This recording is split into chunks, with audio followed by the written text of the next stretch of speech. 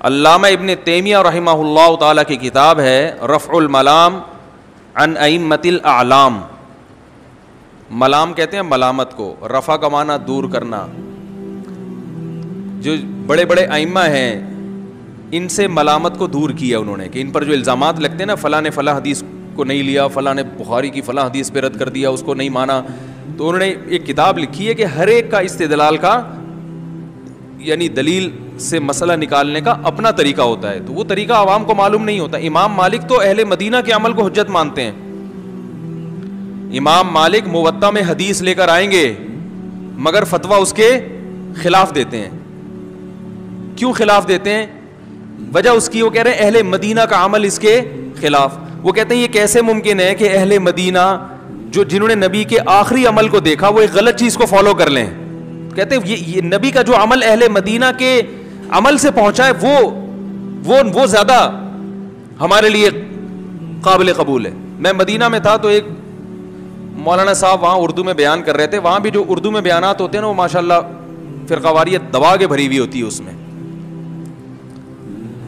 تو کسی نے ان سے پوچھا کہ ہاتھ چھوڑ کے نماز پڑھنا, مسجد نبوی کی بات کر رہا ہوں, تو محترم نے جواب دیا, اچھا اس نے لکھا ہے امام مالک کا یہ مذہب ہے, انہوں نے جواب دیا کہ ہم حدیث کو فالو کریں گے.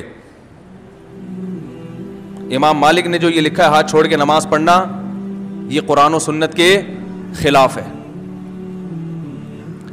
میں نے کہا دیکھو یہ مسجد نبوی میں 15ویں صدی میں بیٹھ کر کیسی بات کر رہا ہے یہ آدمی. یعنی ایک جو میسج جائے گا نا عامی آدمی کے, وہ میسج یہ جائے گا کہ 15ویں صدی میں وہ انڈیا کے تھے وہ مولانا صاحب, کہ انڈیا کا ایک اردو اسپیکنگ عالم, اس کا علم امام مالک سے بولو بھائی زیادہ ہے. امام مالک اسی مسجد نبوی میں بیٹھ کے درس دیا کرتے تھے. امام مالک جو ہاتھ چھوڑ کے نماز کے قائل ہیں, حالانکہ حدیث لا رہے ہیں ہاتھ باندھنے کی, تو مقصد ان کا حدیث کی مخالفت نہیں ہے.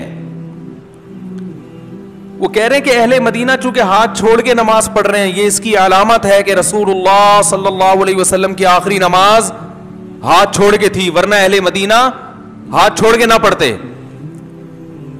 کہتے ہیں جائز وہ بھی ہے, افضل کیا ہے آخری عمل کو فالو کیا جائے, یہ ان کی رائے ہے.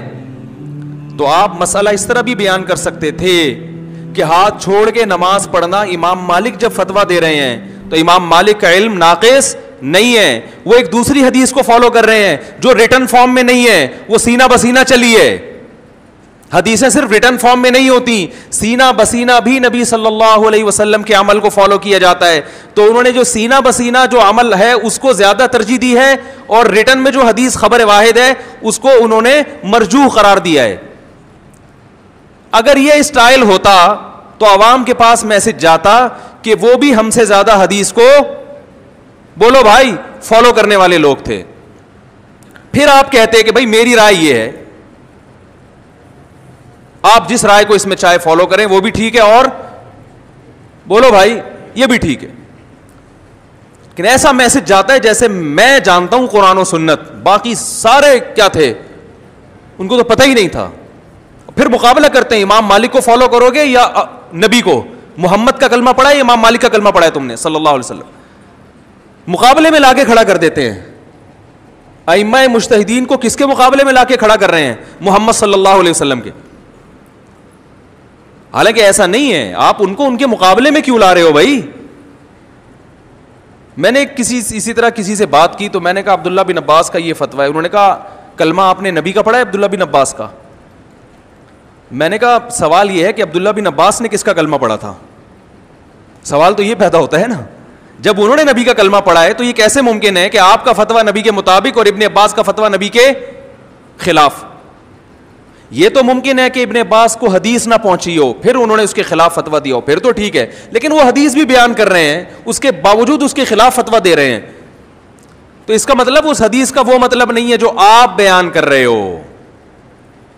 تو مجتہدین کو محمد صلی اللہ علیہ وسلم کے مقابلے میں لا کے کھڑا نہ کیا کریں. بہت مشکل ہے بھائی, بات آ رہی ہے سمجھ میں؟ تو مسلمانوں کے جتنے مسالک ہیں اس وقت دنیا میں, حنفی, مالکیہ, شافعیہ, حنابلہ, یہ سب قرآن و سنت ہی کو فالو کرتے ہیں. ایک نے قرآن و سنت کی وہ تحقیق کو فالو کیا جو ابو حنیفہ کی تھی, ایک نے اس تحقیق کو فالو کیا جو امام شافعی کی تھی, ایک نے اس تحقیق کو فالو کیا جو امام مالک کی تھی, ایک نے اس تحقیق کو فالو کیا جو امام احمد بن حنبل کی, اور بہت سو نے اس تحقیق کو فالو کیا جو آپ کی ہے. سمجھ رہے ہیں؟ وہ ان چاروں میں سے کسی کو, لیکن وہ بھی اس تحقیق کو فالو کرتے ہیں جو آپ پیش کر رہے ہیں. تو یہ ہر ایک کا ایک طریقہ ہوتا ہے. ہاں بدعات کے لیے دوسرا عقائد, جو اسلام میں جو عقائد ہیں ان میں کسی کو فالو نہیں کرنا, کیونکہ عقائد کا باب اتنا واضح ہے, قرآن و سنت نے دو ٹوک الفاظ میں عقیدوں کو بیان کر دیا. اسی طرح جو متواتر نمازیں ہیں یا عبادات ہیں جن میں نصوص بالکل واضح ہیں, ان میں بھی دو رائے نہیں ہو سکتی. 5 نمازیں فرض ہیں, رمضان کے روزے فرض ہیں, زکوٰۃ ہے, یہ جو موٹے موٹے اسلام کے بیسک مسائل ہیں ان میں بھی نہیں. یہ تو براہ راست قرآن و سنت. آگے پیچیدگی جہاں پیچیدگی آئے گی دو رائے ہوں گی. دو رائے بنتی اسی وجہ سے ہیں کہ حدیث واضح نہیں ہوتی, یا اس کے مقابلے میں کوئی دوسری حدیث بھی ہوتی ہے, یا کوئی قرآن کی آیت ہوتی ہے, یہاں کنفیوژن پیدا ہوتی ہے. پھر ایک مجتہد کا الگ اصول ہے, دوسرے مجتہد کا بولو بھائی الگ اصول ہے. تو فرقواریت ختم کرنے کا یہ طریقہ سمجھ میں آ گیا کہ نہیں آیا؟